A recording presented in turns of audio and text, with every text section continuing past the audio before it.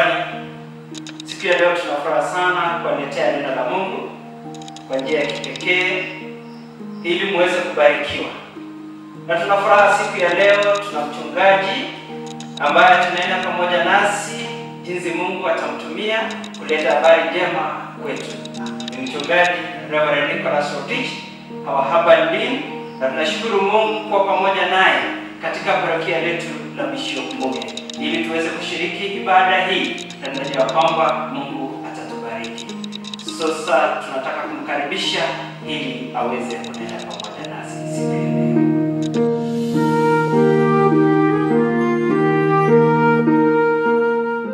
Asante, nachukua nafasi hii kumrudishia mchungaji wa parokia hii shukrani kwa sababu ya nafasi ambayo amenipa ili tuweze kuhudumu pamoja katika parokia hili letu la Bishop Muge. Majina yangu jinsi ambavyo mmesikia ni mchungaji Nicholas Rotich, na mimi ninahudumu kule katika parokia la All Saints Chesegem. Asante. Kabla ya kusikia neno, nitaomba tuweze kuomba kwa pamoja. Na tuombe. Mwenyezi Mungu na Baba wa Bwana wetu Yesu Kristo, tunakushukuru kwa nafasi ambayo umetupa siku ya leo ili tuweze kujumuika pamoja kusikia neno lako takatifu. Asante Mwenyezi Mungu pia kwa kutuwezesha kila mmoja wetu kuweza kuona Jumapili hii ambaye umeweza kubariki. Na sasa tunaposikia neno lako, tuomba uwepo wako na Roho yako Mtakatifu awe pamoja na kila mmoja wetu kule nyumbani akitubariki, na ili mwisho tupate kuinua jina lako kwa Yesu Kristo aliye mwombezi na mkombozi wetu. Amen. Wapendwa wa Kristo, tunashukuru Mungu kwa sababu ya nafasi ambayo ametupa siku ya leo, na jinsi ambavyo mmesikia leo ni Jumapili ya tatu wakati wa Pasaka, na somo letu limesomwa kutoka katika kitabu cha nabii Isaia mlango wa 40 mstari wa kwanza mpaka 11. Na tunapoenda kubarikiwa kwa pamoja, ninaomba ili Roho wa Mungu atuelekeze kwa pamoja, na ili tuweze kujifunza neno lake tukisimamia kichwa ambao nimeweza kuandaa siku ya leo, ama neno ambao nimepata kuandaa siku ya leo. Tutaweza kujifunza ama kusikia kuhusu Mungu anayeokoa. I've chosen today my theme. It will be God who desires to save. When you read in chapter 39 of Isaiah, before even reading chapter 40, you will realize that chapter 39 verse 6 talks about depressing words. The same chapter talks about the exile in Babylon. So before the preceding chapter, you will realize a lot of depressing words. It talks about Babylon. It talks about even the sin. It talks about even moments that were not good that the children of Israel were able to go through. There was an issue of lack of faith. There was an issue of rebellion, which actually was able to ruin their life. And that is why most of them were taken to Babylon for an exile. And even when you read chapter 39, verse 6, you realize even the endings of the words are very painful. You realize that Isaiah in this particular chapter was talking about nothing shall be left. It was really sad. It was really sad story for this particular nation. So this was an indication that God will no longer be with his people. So this is why even when you read in Jeremiah, the book of Lamentation, which was written by Jeremiah, chapter 1, you read from verse 1, verse 2, verse 9, verse 17, and even verse 21, you'll realize that it points out that there was no comfort for the people of Israel. So despite this state, Isaiah chapter 40 verse 1 talks again of the word of God who is ready to comfort his people despite what they were going through. And when you relate the chapter and what we are going through today, you will realize a lot of the challenges we are facing today, we are not any different from the Israelites when they were facing challenges in exile. Whatever the church is going through today, whatever Christians are going through today, are the same challenges that even the children of Israel were going through when they were in Babylon. But God's message to his people, especially even to Israelites, was very clear. It was very clear. God's intention to his people, and especially the Israelites, message was so clear. First, their punishment had ended.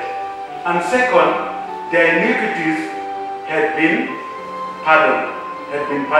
So this was so clear. That's why when you read in chapter 40, verse 1, you realize it was talking about comforting the people.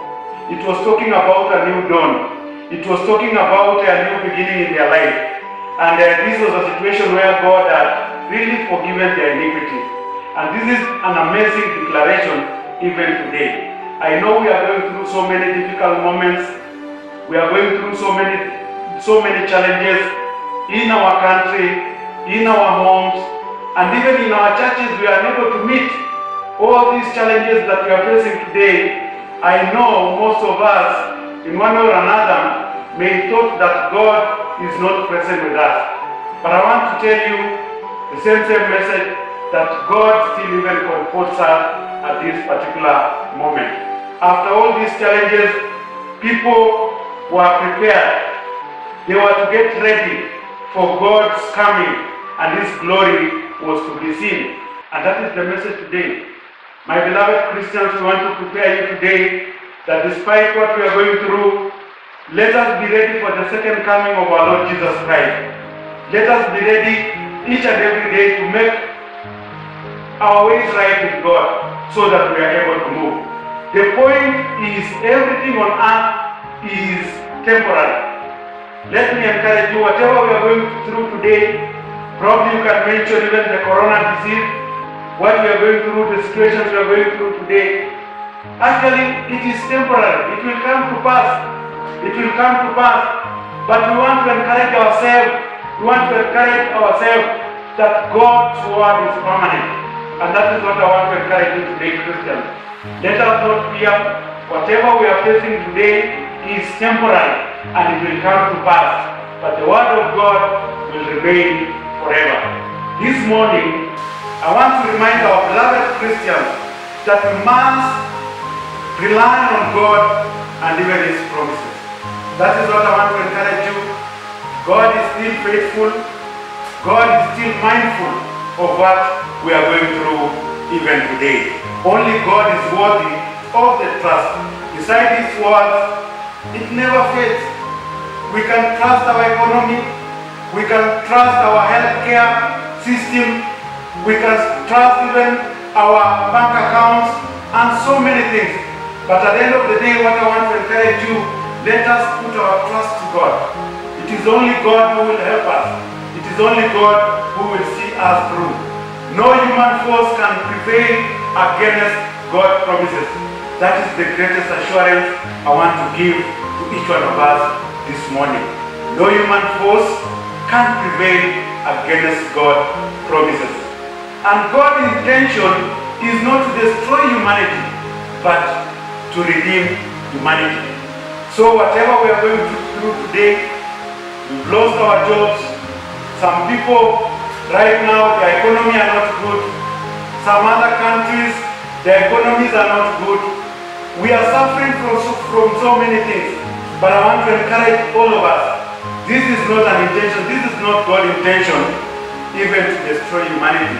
But it is there to just redeem us. My beloved Christians, I know how many a times, and even sometimes, our moral steadfastness, our behaviors sometimes are unpredictable. But let us not fail to do what God needs all of us to do. Let us continue keeping his word. Let us continue remaining faithful. And above all, let us continue serving Him. He is faithful, and the way I've told you, His word is ever permanent in our lives. As I conclude this morning, let us prepare our hearts. Let us prepare our hearts today for the Lord, and let us prepare even our hearts by removing all the spiritual obstacles and anything that can hinder you from trusting God. Let us put our trust to God. That is what I want to really emphasize this morning. Let us remove anything that can obstruct us. Let us remove anything that can hinder us from trusting our God. And let us remind ourselves at this particular time that God's desire is always to save humanity. And humanity is you and me. He's there to save us, not even to destroy any of us. He's there to really save us. I really pray that may the good Lord lead us today, especially as we continue even this day, days ahead of us. Let us live each and every day having confidence that God is there and His desire is always to save us.